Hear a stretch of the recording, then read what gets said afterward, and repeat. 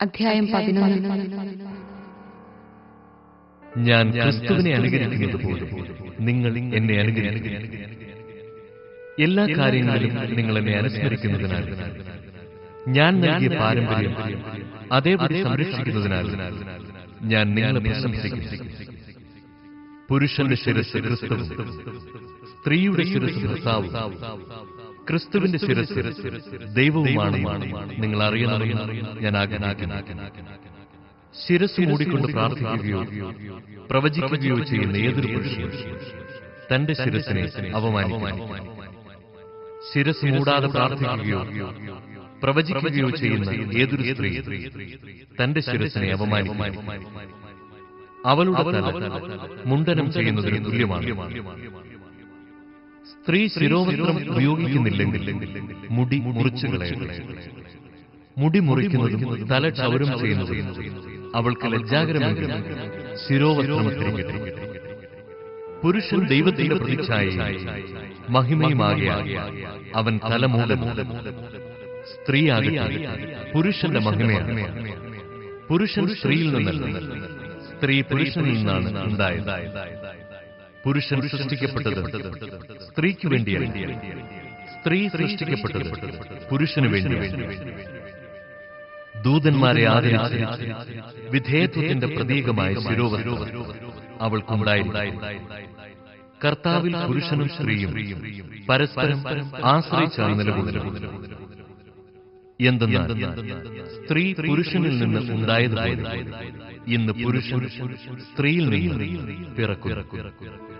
എല്ലാം ദൈവത്തിൽ നിന്ന് തന്നെ. സ്ത്രീ തലമറയ്ക്കാതെ ദൈവത്തോട് പ്രാർത്ഥിക്കുന്നത് ഉചിതമാണോ എന്ന് നിങ്ങൾ തന്നെ തീരുമാനിക്കും. നീണ്ട മുടി പുരുഷൻ അവമാനമാണ്, സ്ത്രീക്ക് അത് ഭൂഷണമാണ്. പ്രകൃതി തന്നെ പഠിപ്പിക്കുന്നില്ലേ? തലമുടി സ്ത്രീക്ക് ഒരു ആവരണമായി നൽകപ്പെട്ടിരിക്കുന്നു. അഭിപ്രായ വ്യത്യാസമുള്ളവരോട് എനിക്ക് പറയാനുള്ളത്, ഞങ്ങൾക്കോ ദൈവത്തിന്റെ സഭകൾക്കോ മേൽ പറഞ്ഞതൊഴികെ മറ്റൊരു സമ്പ്രദായവുമില്ല എന്നാണ്. ഇനി പറയാൻ പോകുന്ന കാര്യങ്ങൾ ഞാൻ നിങ്ങളെ പ്രശംസിക്കുന്നില്ല. എന്തെന്നാൽ നിങ്ങളുടെ സമ്മേളനങ്ങൾ ഗുണത്തിനു പകരം ദോഷമാണ് ചെയ്യുന്നത്. ഒന്നാമത്, നിങ്ങൾ സഭയായി സമ്മേളിക്കുമ്പോൾ നിങ്ങളുടെ ഇടയിൽ ഭിന്നിപ്പുകളുണ്ടെന്ന് ഞാൻ കേൾക്കുന്നു. അത് ഭാഗികമായി ഞാൻ വിശ്വസിക്കുകയും ചെയ്യുന്നു. നിങ്ങളിൽ യോഗ്യരെ തിരിച്ചറിയാൻ ഭിന്നിപ്പുകൾ ഉണ്ടാകേണ്ടതും ആവശ്യമാണ്. നിങ്ങൾ ഒന്നിച്ചു കൂടുമ്പോൾ കർത്താവിന്റെ അത്താഴമല്ല നിങ്ങൾ ഭക്ഷിക്കുന്നത്. കാരണം ഓരോരുത്തരും നേരത്തെ തന്നെ സ്വന്തം ഭക്ഷണം കഴിക്കുന്നു. തൽഫലമായി ഒരുവൻ വിശന്നു അപരൻ കുടിച്ച് ഉന്മത്തനായി വരും. എന്ത് തിന്നാനും കുടിക്കാനും നിങ്ങൾക്ക് വീടുകളിൽ? അതോ നിങ്ങൾ ദൈവത്തിന്റെ സഭയെ അവഗണിക്കുകയും ഒന്നുമില്ലാത്തവരെ അവഹേളിക്കുകയും ചെയ്യുന്നു? നിങ്ങളോട് ഞാൻ എന്താണ് പറയുന്നത്? ഇക്കാര്യത്തിൽ നിങ്ങളെ പ്രശംസിക്കണം? ഇല്ല, ഞാൻ പ്രശംസിക്കുകയില്ല. കർത്താവിൽ നിന്ന് എനിക്ക് ലഭിച്ചതും ഞാൻ നിങ്ങളെ ഭരമേൽപ്പിച്ചതുമായ കാര്യം ഇതാണ്. കർത്താവായ യേശു താൻ ഒറ്റിക്കൊടുക്കപ്പെട്ട രാത്രി അപ്പമെടുത്ത് കൃതജ്ഞത അർപ്പിച്ചതിനു ശേഷം അത് മുറിച്ചുകൊണ്ട് അരുളിച്ചെയ്തു, ഇത് നിങ്ങൾക്ക് വേണ്ടിയുള്ള എന്റെ ശരീരമാണ്. എന്റെ ഓർമ്മയ്ക്കായി നിങ്ങൾ ഇത് ചെയ്യുക. അപ്രകാരം തന്നെ അത്താഴത്തിനു ശേഷം പാനപാത്രമെടുത്ത് അരുളിച്ചെയ്തു, ഇത് എന്റെ രക്തത്തിലുള്ള പുതിയ ഉടമ്പടിയാണ്. നിങ്ങൾ ഇത് പാനം ചെയ്യുമ്പോഴെല്ലാം എന്റെ ഓർമ്മയ്ക്കായി ചെയ്യുക. നിങ്ങൾ ഈ അപ്പം ഭക്ഷിക്കുകയും ഈ പാത്രത്തിൽ നിന്ന് പാനം ചെയ്യുകയും ചെയ്യുമ്പോഴെല്ലാം കർത്താവിന്റെ മരണം അവന്റെ പ്രത്യാഗമനം വരെ പ്രഖ്യാപിക്കുകയാണ് ചെയ്യുന്നത്. തന്മൂലം ആരെങ്കിലും അയോഗ്യതയോടെ കർത്താവിന്റെ അപ്പം ഭക്ഷിക്കുകയും പാത്രത്തിൽ നിന്ന് പാനം ചെയ്യുകയും ചെയ്താൽ അവൻ കർത്താവിന്റെ ശരീരത്തിനും രക്തത്തിനുമെതിരെ തെറ്റ് ചെയ്യും. അതിനാൽ ഓരോരുത്തരും ആത്മശോധന ചെയ്തതിനു ശേഷം ഈ അപ്പം ഭക്ഷിക്കുകയും പാത്രത്തിൽ നിന്ന് പാനം ചെയ്യുകയും ചെയ്യും. എന്തുകൊണ്ടെന്നാൽ ശരീരത്തെ വിവേചിച്ചറിയാതെ ഭക്ഷിക്കുകയും പാനം ചെയ്യുകയും ചെയ്യുന്നവൻ തന്റെ തന്നെ ശിക്ഷാവിധിയാണ് ഭക്ഷിക്കുന്നതും പാനം ചെയ്യുന്നതും. നിങ്ങളിൽ പലരും രോഗികളും ദുർബലരുമായിരിക്കുന്നതിനും ചിലർ മരിച്ചുപോയതിനും കാരണമിതാണ്. നാം നമ്മെ തന്നെ ശരിയായി വിധിച്ചിരുന്നെങ്കിൽ നാം വിധിക്കപ്പെടുകയില്ലായിരുന്നു. എന്നാൽ കർത്താവ് നമ്മെ വിധിക്കുകയും ശിക്ഷണ വിധേയരാകുകയും ചെയ്യും. അത് ലോകത്തോടൊപ്പം നമ്മൾ ശിക്ഷിക്കപ്പെടാതിരിക്കാൻ വേണ്ടിയാണ്. എന്റെ സഹോദരരെ, നിങ്ങൾ ഭക്ഷണം കഴിക്കാൻ സമ്മേളിക്കുമ്പോൾ അന്യോന്യം കാത്തിരിക്കും. വിശപ്പുള്ളവൻ വീട്ടിലിരുന്ന് ഭക്ഷിച്ചുകൊള്ളട്ടെ. അല്ലെങ്കിൽ നിങ്ങളുടെ സമ്മേളനം ശിക്ഷാവിധിക്ക് ഉപകരിക്കുകയോ. ഇനിയുള്ള കാര്യങ്ങൾ ഞാൻ വരുമ്പോഴും ക്രമപ്പെടുത്തിക്കൊള്ളാം. അധ്യായം 12. സഹോദരരെ, നിങ്ങൾ ആത്മീയ ദാനങ്ങളെക്കുറിച്ച് അറിവുള്ളവരായിരിക്കണമെന്ന് ഞാൻ ആഗ്രഹിക്കുന്നു. നിങ്ങൾ വിജാതീയരായിരുന്നപ്പോൾ സംസാരശേഷിയില്ലാത്ത വിഗ്രഹങ്ങളുടെ അടുത്തേക്ക് അബദ്ധസഞ്ചാരം ചെയ്തിരുന്നത് ഓർക്കുന്നുണ്ടല്ലോ. ദൈവാത്മാവ് മുഖേന സംസാരിക്കുന്നവരാരും യേശു ശപിക്കപ്പെട്ടവനാണ് എന്നൊരിക്കലും പറയുകയില്ലെന്നും യേശു കർത്താവാണ് എന്ന് പറയാൻ പരിശുദ്ധാത്മാവ് മുഖേനയല്ലാതെ ആർക്കും സാധിക്കുകയില്ലെന്നും നിങ്ങൾ ഗ്രഹിക്കണമെന്ന് ഞാൻ ആഗ്രഹിക്കുന്നു. ദാനങ്ങളിൽ വൈവിധ്യമുണ്ടെങ്കിലും ആത്മാവ് ഒന്നു തന്നെ. ശുശ്രൂഷകളിൽ വൈവിധ്യമുണ്ടെങ്കിലും കർത്താവ് ഒന്നു തന്നെ.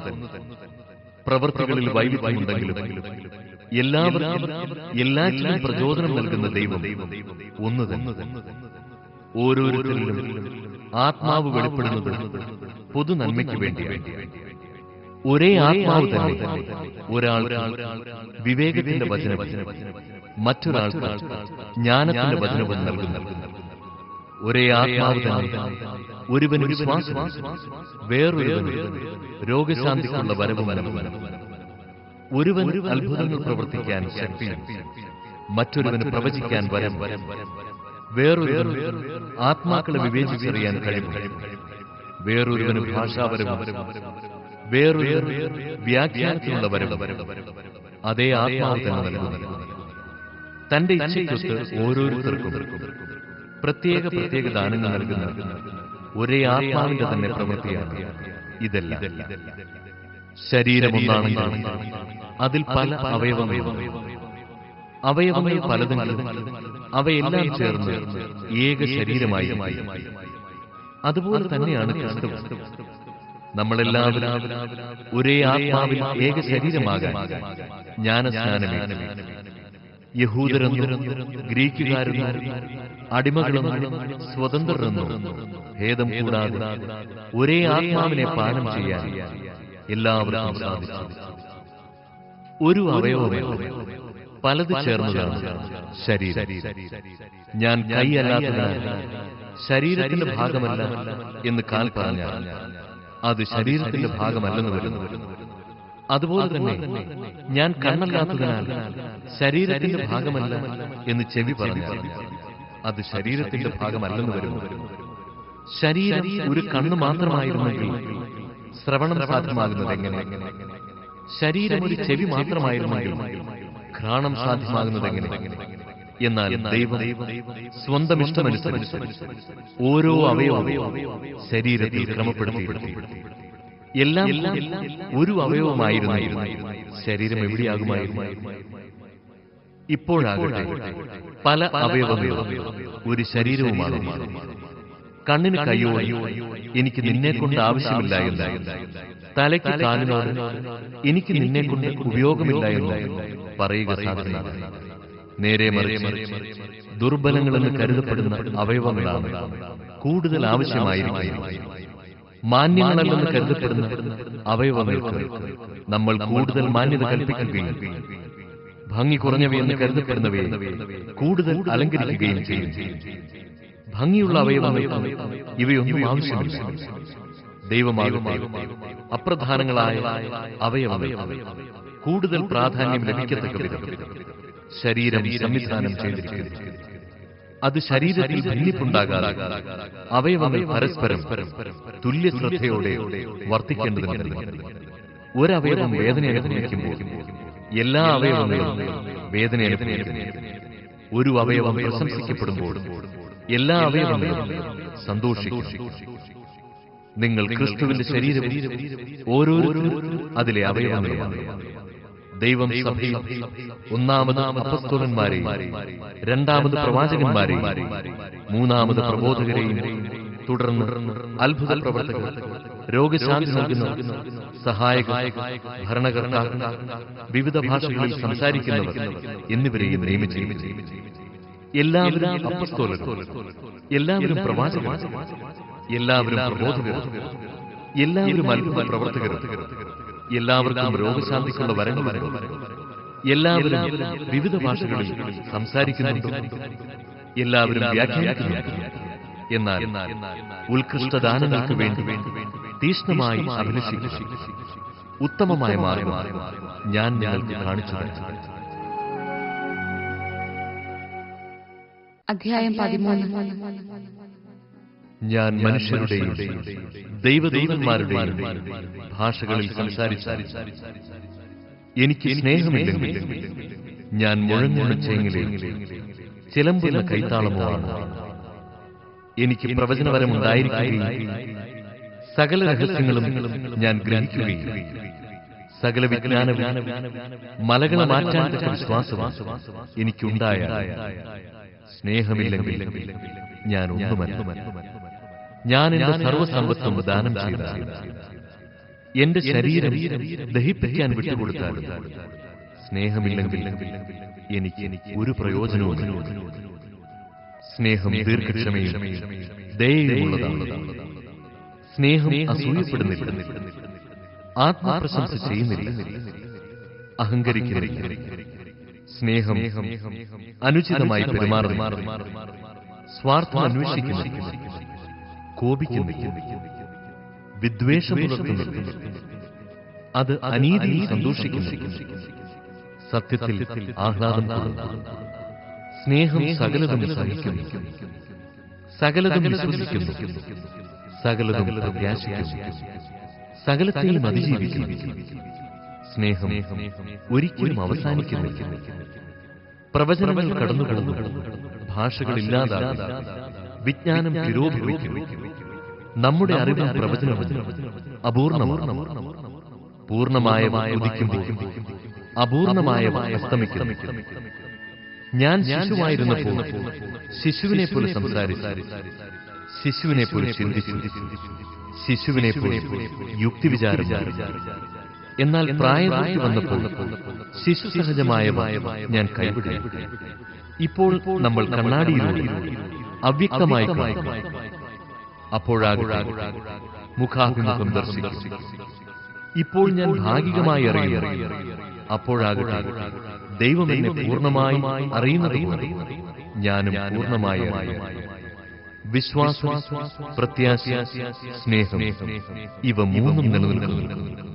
എന്നാൽ സ്നേഹമാണ് സർവോത്കൃഷ്ടം.